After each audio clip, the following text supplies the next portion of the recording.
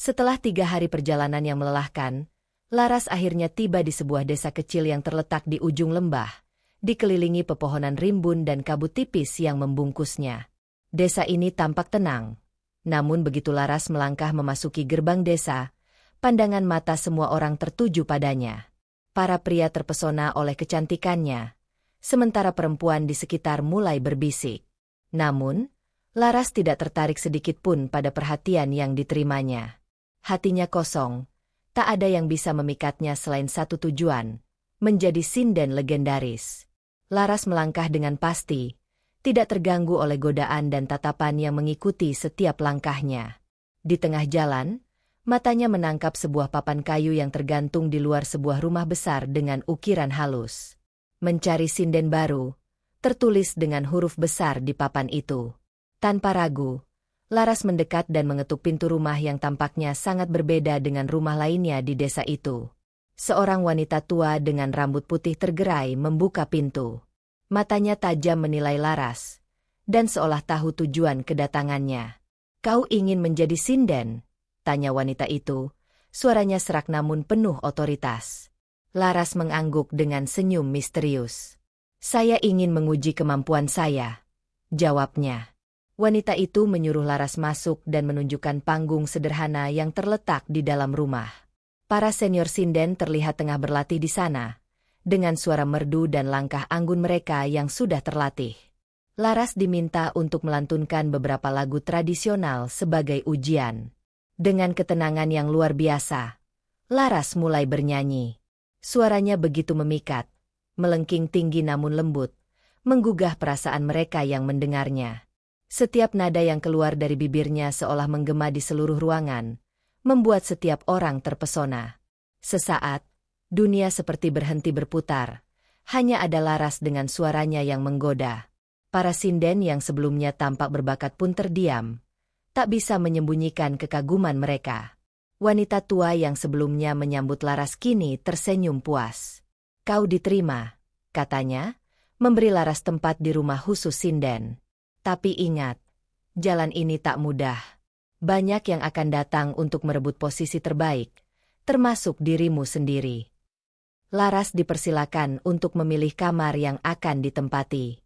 Rumah itu penuh dengan berbagai ruangan, masing-masing dihiasi dengan perabotan mewah dan sentuhan artistik khas para sinden.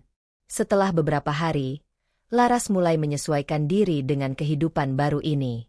Namun, satu hal yang segera menarik perhatiannya adalah sosok Niken, seorang senior sinden yang sudah sangat terkenal di desa tersebut. Niken memiliki segala yang diinginkan oleh seorang sinden, suara merdu, keanggunan, dan pengaruh di kalangan para pengunjung. Niken memiliki posisi tertinggi di antara para sinden, dan semua mata memandangnya dengan rasa hormat. Namun, di dalam hati Laras, ada api yang menyala, api ambisi yang tak akan padam. Dia melihat kesempatan untuk merebut posisi Niken. Laras tahu bahwa untuk mencapai tujuan itu, dia harus lebih pintar, lebih licik, dan lebih sabar. Semua orang memuji Niken, tapi Laras tahu persis bahwa di balik senyum manis dan suara indah itu, ada banyak rahasia yang tersembunyi. Laras akan menemukan cara untuk menggulingkan Niken, tanpa pernah menunjukkan niat jahatnya pada siapapun. Hari demi hari, Laras mempelajari setiap gerak-gerik Niken, mencatat kebiasaan dan kelemahan yang bisa ia manfaatkan. Dia belajar untuk selalu tersenyum, mengendalikan emosi, dan bermain peran sebagai teman dekat Niken. Namun, di dalam dirinya, hatinya semakin gelap, diliputi dengan rencana licik untuk meraih puncak. Laras tahu bahwa hanya ada satu jalan untuk menjadi yang terbaik, dan itu adalah dengan menggantikan Niken. Tapi jalan itu penuh dengan risiko, dan Laras siap menghadapi segala cara untuk mewujudkan tujuannya, meski harus menumbangkan teman-temannya sendiri.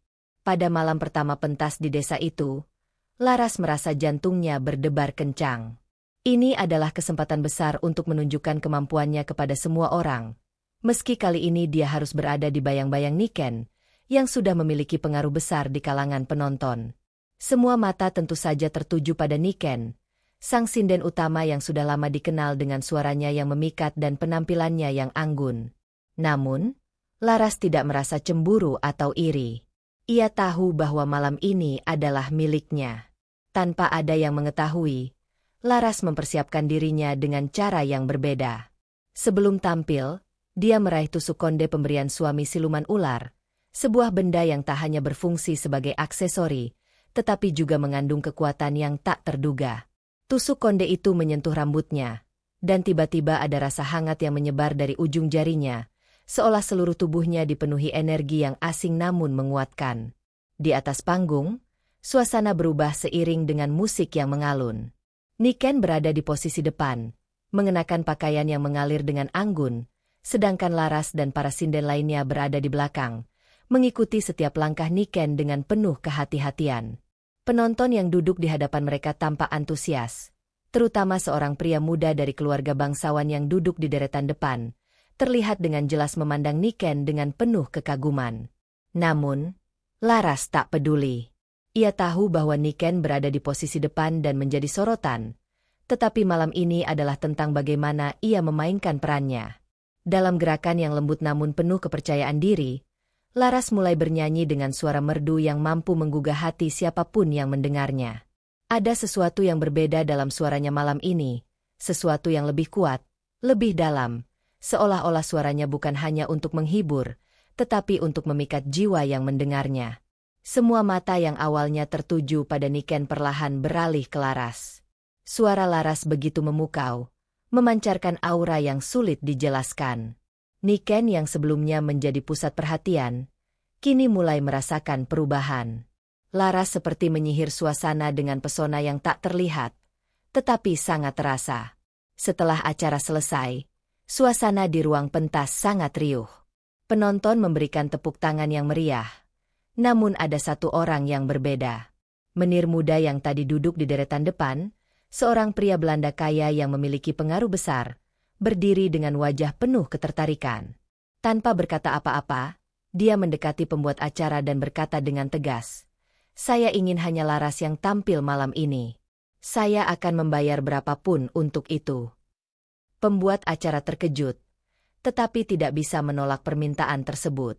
Menir tersebut tampaknya benar-benar terpesona oleh penampilan Laras. "Tentu, Tuan Menir," jawab pembuat acara, ragu-ragu namun tak bisa menahan tawaran yang begitu besar. Laras yang sedang beristirahat di ruang belakang merasa ada sesuatu yang berbeda. Seorang pelayan datang memberitahunya, "Tuan Menir Belanda ingin Anda tampil sendirian malam ini, dan dia bersedia membayar harga tinggi untuk itu." Mata Laras menyipit, menahan senyum yang muncul di bibirnya. Ini adalah kesempatan emas. Ia tahu bahwa mendapatkan perhatian dari seorang menir bisa membawanya lebih dekat ke puncak yang diinginkannya. Tapi, ada juga niat tersembunyi di balik tawaran ini.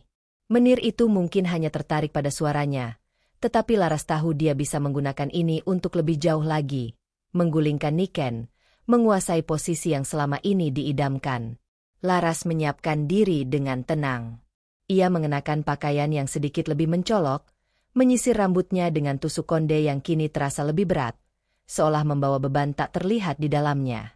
Ia menuju panggung, langkahnya penuh percaya diri. Penonton kembali bersorak saat Laras muncul, kali ini sendirian di bawah cahaya yang lebih terang. Menir Belanda di barisan depan memperhatikan setiap gerakan Laras dengan mata yang tak berkedip. Laras tahu bahwa saat ini, seluruh dunia hanya memandang dirinya, dan ia siap untuk menguasai hati orang-orang yang hadir malam itu.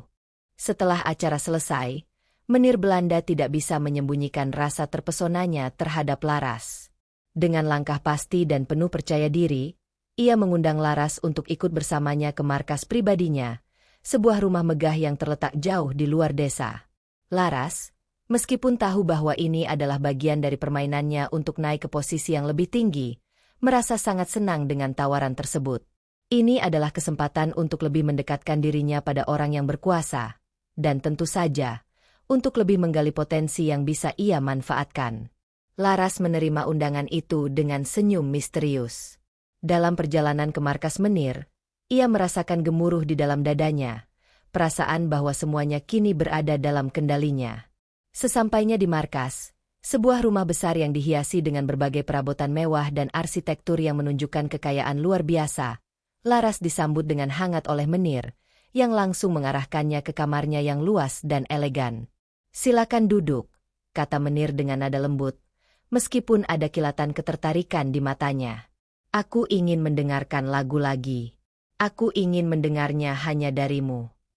Laras, yang sudah terbiasa dengan perhatian seperti ini, tidak merasa canggung sedikitpun. Ia mulai duduk dengan anggun di tengah ruangan, dikelilingi oleh lampu yang temaram. Dengan suara lembut, ia mulai menyinden lagi, menggema di dalam ruangan yang sepi.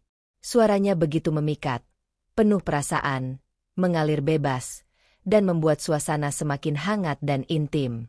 Menir, yang sejak tadi hanya dia memandangi Laras, kini tak bisa menahan dirinya. Ia mendekat, duduk di sebelah Laras, memperhatikan setiap gerakan tubuhnya yang anggun dan penuh pesona. Laras tahu betul bahwa ini adalah momen untuk memanfaatkan perhatian yang diberikan padanya.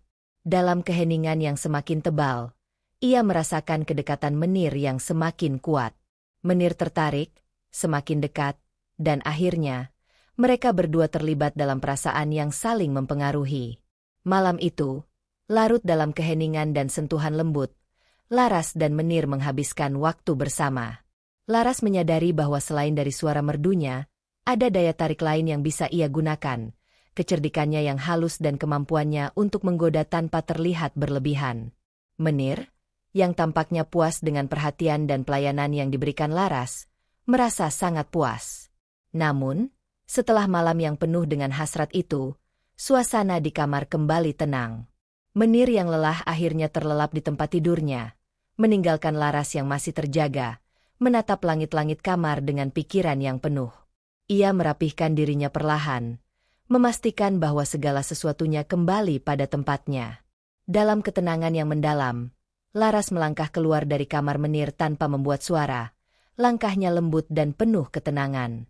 Ia kembali menuju kamarnya di markas, berjalan melewati lorong yang sunyi, menyusuri lorong-lorong luas yang penuh dengan kesan mewah dan kemegahan. Setiap langkahnya penuh dengan perasaan yang tak terucapkan, dan di dalam hatinya, Laras tahu bahwa ini adalah langkah lain dalam perjalanan panjangnya. Kini, ia memiliki kekuasaan lebih, dan posisi yang lebih kuat. Tetapi, di balik semua itu, Laras sadar bahwa setiap langkah ini harus dihitung dengan cermat, karena perjalanan ke puncak tak pernah mudah. Selalu ada jebakan yang menunggu di setiap sudut. Sesampainya di kamarnya, Laras menatap diri di cermin, wajahnya berseri. Laras berdiri mematung, matanya terfokus pada suaminya yang kini duduk di atas kasur dengan tatapan tajam, seperti ular yang siap menyergap. Kamar itu begitu sunyi, hanya ada suara napas berat yang saling bersahutan. Di luar, prajurit jin yang menjaga ruangan tak tampak, tersembunyi dalam bayang-bayang gelap, melindungi apa yang ada di dalam. Siluman ular, dengan keberadaannya yang mengerikan, memandang Laras penuh hasrat. "Berikan sari kehidupan itu, istriku." Suara suaminya begitu dalam, penuh kuasa. Kata-katanya meluncur seperti bisikan angin yang menusuk hati. Laras terdiam sejenak, hatinya bergejolak antara rasa takut dan hasrat yang tidak bisa dia hindari. Ia tahu apa yang diminta darinya, dan meskipun ia merasa terperangkap dalam takdir ini, ia tak bisa menolak. Dengan hati yang berdegup kencang, Laras berlutut di hadapan suaminya. Tangan kanan dan kiri memegang lantai kamar yang dingin, tubuhnya seakan menyatu dengan kegelapan malam. Semua suara luar telah lenyap, hanya ada detak jantung mereka yang bergema di udara. Laras menundukkan kepala, menerima takdirnya, memberikan dirinya sepenuhnya pada sang suami. Di saat lampu di kamar itu padam, segala sesuatu menjadi kabur, dan yang tersisa hanyalah hembusan nafas mereka yang saling bersatu dalam ritual yang sunyi. Suami siluman ular itu, dengan tubuhnya yang seolah tak terbatas, mulai menggerakkan tubuhnya menuju Laras, menikmati setiap detik dari proses yang tak bisa dihindari. Setiap gerakan penuh dengan kekuatan gaib yang tak bisa dibendung. Suara lembut tubuh mereka bergesekan memenuhi ruang. Namun di luar kamar, tak ada yang tahu apa yang terjadi di dalam.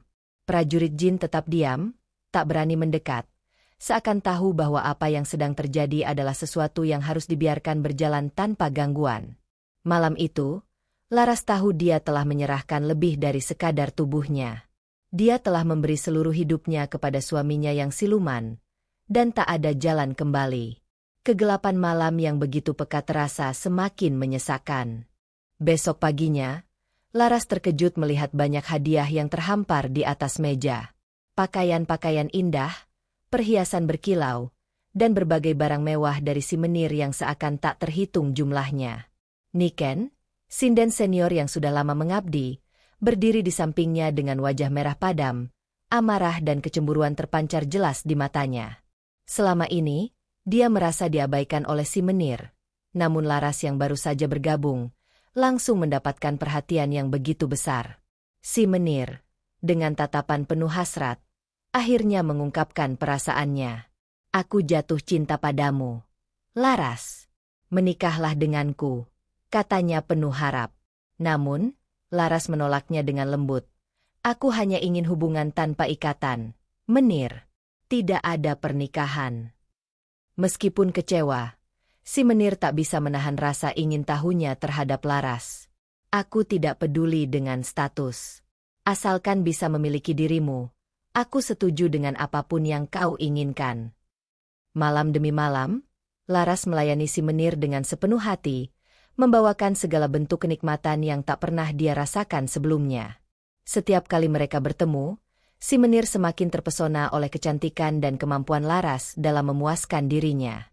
Tidak pernah ada malam yang terasa sepi. Setiap sentuhan Laras seperti membawa si menir ke dalam dunia yang berbeda. Namun, harga dari kenikmatan itu ternyata tak bisa dianggap ringan. Setiap kali mereka berhubungan, si menir merasa lemah. Tubuhnya terasa seolah menghilang sedikit demi sedikit. Tanpa dia sadari, setiap kali Laras melayaninya, kekuatan dan umur si menir semakin terkikis, seolah ada yang memakan jiwanya. Suatu malam, ketika si menir terlelap dalam tidur yang dalam, Laras duduk termenung di sampingnya, mengingat peringatan yang pernah diberikan oleh suaminya, siluman ular. Setiap kali dia bersamamu, dia akan kehilangan 10 tahun dari hidupnya. Semua itu akan menjadi makananku, kata suaminya dalam bisikan yang menakutkan. Laras melangkah cepat, meninggalkan kampung yang penuh kenangan dan godaan. Sudah 3 hari dia melayani si menir tanpa henti, namun kini ia merasa ada yang harus diubah. Hatinya berat, dan rasanya sudah saatnya untuk pergi. Diam-diam, tanpa ada yang tahu, Laras meninggalkan tempat itu dan berjalan menembus hutan yang lebat. Ketika matahari mulai terbenam, Laras merasa lelah. Ia berhenti di bawah sebuah pohon besar dan duduk untuk beristirahat. Angin malam yang dingin menyentuh kulitnya, namun ia merasa sedikit tenang di tengah kesepian itu. Tak lama kemudian, ia terlelap dalam tidur yang dalam. Dalam tidurnya, Laras dihampiri oleh sosok besar, tubuhnya gagah dan menakutkan. Itu adalah siluman harimau, dengan mata yang bersinar tajam. Laras, suara yang dalam dan menggetarkan itu memanggilnya. Aku tahu apa yang kau cari. Aku bisa memberimu apa yang kau inginkan, keabadian, selamanya hidup tanpa akhir. Laras terdiam sejenak, melihat kilatan kekuatan di mata siluman harimau itu. Apa syaratnya? Tanyanya dengan suara yang hampir tak terdengar, seolah takut akan jawaban yang datang. Menikah denganku, jawab siluman harimau, suaranya penuh dengan misteri.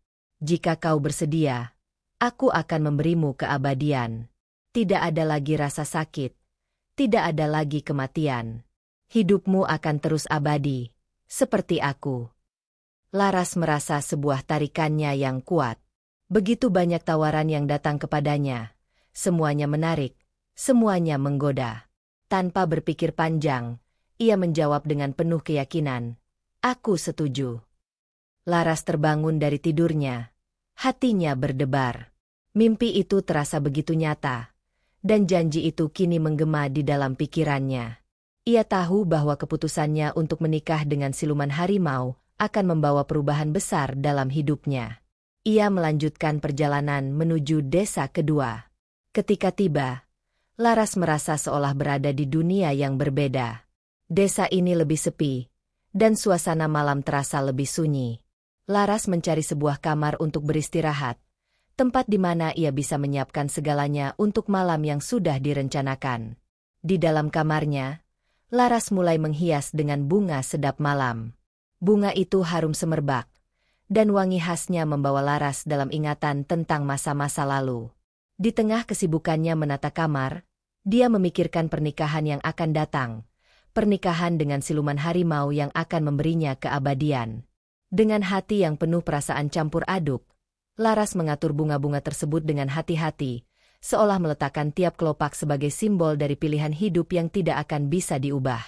Bunga sedap malam itu, meskipun indah, juga memiliki kesan misterius yang cocok dengan kehidupan yang kini ia pilih. Laras terbangun dalam keadaan gelap. Tubuhnya masih terasa letih namun penuh dengan perasaan yang sulit untuk dijelaskan. Keheningan malam di luar kamar semakin terasa. Hanya suara angin yang sesekali menggoyangkan daun-daun pohon. Ketika Laras menutup matanya, mendengarkan raungan harimau yang jauh namun terdengar menggelegar, tubuhnya terasa kaku. Suara itu seakan menjadi sinyal bahwa ritual yang dijanjikan oleh siluman harimau akan segera dimulai. Laras mengatur nafasnya, mencoba menenangkan dirinya. Ia tahu malam ini akan berbeda. Saat itulah, di tengah kegelapan kamar, ia merasakan kehadiran siluman harimau yang mulai mendekat. Aura kekuatan yang besar mengisi udara, menambah kesan magis dan mistis dalam suasana itu. Ritual pernikahan mereka dimulai, seperti yang sudah Laras persiapkan. Sebuah ikatan yang akan membuatnya memperoleh keabadian, kehidupan tanpa batas. Malam itu, mereka berdua melaksanakan hubungan layaknya suami istri, namun berbeda dengan manusia biasa. Ritual itu berlangsung panjang, lebih lama dari yang pernah dialami Laras sebelumnya, hingga menjelang fajar. Setiap detik terasa penuh dengan kekuatan dan energi yang mengalir deras. Saat subuh tiba, Laras terbangun, tubuhnya terasa lelah namun anehnya penuh dengan rasa puas yang dalam. Ketika ia membuka mata, Laras mendapati dirinya tanpa busana. Tubuhnya dikelilingi oleh bulu-bulu harimau yang berserakan di sekitar tempat tidurnya. Kamar itu berantakan, namun ada sesuatu yang menarik perhatian Laras. Di samping tempat tidur, tergeletak sebuah pusaka, sebuah gelang yang terbuat dari bahan yang tak pernah ia lihat sebelumnya. Gelang itu bercahaya samar, seolah memancarkan kekuatan dari dalamnya, dan Laras tahu bahwa itu adalah pemberian dari suami keduanya, siluman harimau. Senyum lebar mengembang di wajah Laras. Gelang itu bukan hanya simbol dari pernikahannya dengan siluman harimau, tetapi juga tanda bahwa ia kini memiliki sesuatu yang luar biasa, keabadian yang dijanjikan. Perasaan senang memenuhi hati Laras. Meskipun ada bagian dari dirinya yang merasa bahwa semuanya terlalu cepat, terlalu banyak yang terjadi dalam waktu singkat. Namun, ia tak bisa menahan kebahagiaannya. Dengan langkah ringan, Laras menuju ke kamar mandi untuk membersihkan tubuhnya dari sisa-sisa ritual tersebut. Air yang mengalir deras di tubuhnya membawa ketenangan, meskipun hati Laras masih terasa berdebar. Ia merasa seperti telah memulai babak baru dalam hidupnya. Satu yang penuh dengan misteri dan kekuatan yang tak terbayangkan sebelumnya. Namun, meskipun tubuhnya bersih dan segar kembali, perasaan yang menghangatkan hatinya juga disertai dengan rasa takut yang perlahan mulai merayap masuk. Keabadian, apakah itu benar-benar yang ia inginkan? Atau justru akan menjadi kutukan yang membuatnya terjebak dalam kehidupan yang tanpa akhir? Laras merasa bahwa obsesi untuk menjadi sinden legendaris semakin menguasai dirinya. Keinginan itu begitu kuat, seolah menjadi tak terhindarkan. Desir angan-angan tentang kehidupan penuh kekuatan dan status legendaris mendorongnya untuk mencari cara yang lebih efektif untuk meraih impian tersebut. Keabadian dan kekuatan yang telah diberikan oleh kedua suaminya, siluman ular dan siluman harimau, semakin menambah semangatnya. Suatu hari, Laras mendengar kabar tentang sebuah acara besar yang akan diselenggarakan oleh seorang gubernur yang sudah berumur 40 tahun. Gubernur tersebut terkenal kaya raya, dan juga memiliki pengaruh yang besar di wilayahnya. Ia dikenal memiliki selera tinggi dalam memilih sinden untuk acara-acara besar yang digelar di kediamannya.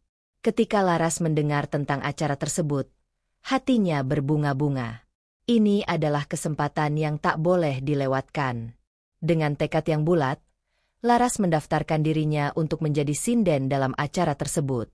Tanpa menunggu lama, ia menerima kabar bahwa ia diterima.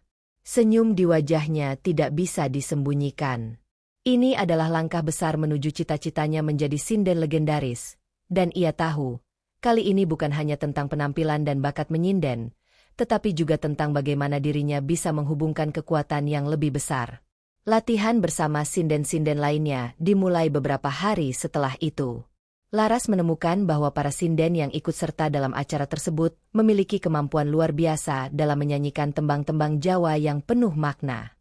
Setiap latihan membuat Laras semakin yakin bahwa dirinya berada di tempat yang tepat. Namun, di balik latihan yang penuh semangat, Laras menyimpan niat besar lainnya untuk memperkuat kekuatan yang telah ia terima dari dua suaminya. Laras tahu, untuk meningkatkan kekuatan dari kedua siluman tersebut, ia perlu mencari seorang laki-laki yang mampu membangkitkan daya tariknya yang lebih besar. Karena baginya, hubungan yang intim dengan seorang pria akan memberi energi yang dibutuhkan untuk memperkuat hubungan magis dengan suaminya yang misterius. Setiap energi yang didapatkan dari keduanya akan membawa dirinya lebih dekat ke tujuannya, menjadi sinden yang legendaris. Pada malam-malam berikutnya, Laras mulai mencari pria yang tepat, seseorang yang bisa memberikan apa yang ia butuhkan untuk memperkuat kekuatan magisnya. Setiap lelaki yang ia temui terasa seperti bagian dari rencana besar yang sedang ia bangun. Dengan pesona dan daya tarik yang ia miliki, Laras tak pernah kesulitan menemukan seorang pria yang siap untuk berbagi keintiman dengannya. Namun, meskipun Laras merasa senang dengan apa yang ia lakukan, ada kekhawatiran yang mulai mengganggu pikirannya. Setiap kali ia berhubungan dengan pria tersebut, tubuhnya merasa lebih kuat. Namun juga ada bagian dari dirinya yang merasa bahwa semakin kuat dirinya, semakin banyak pula harga yang harus ia bayar.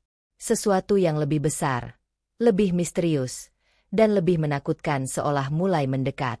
Malam itu, ketika Laras terbaring di tempat tidurnya setelah hubungan yang penuh kekuatan dengan seorang lelaki yang ia pilih, ia merasakan getaran aneh yang mengalir dalam tubuhnya. Tiba-tiba, bayangan siluman ular dan harimau muncul di dalam benaknya. Mereka berdua mengawasi Laras dengan tatapan yang penuh misteri. "Kau telah memanggil kami kembali," bisik suara siluman ular di telinganya. Cerita ini belum berakhir. Satu pilihan besar masih menunggu di depan. Dan Laras, dengan segala obsesi dan hasratnya, hanya bisa menunggu dan mempersiapkan diri untuk apa yang akan datang. Bersambung part 3.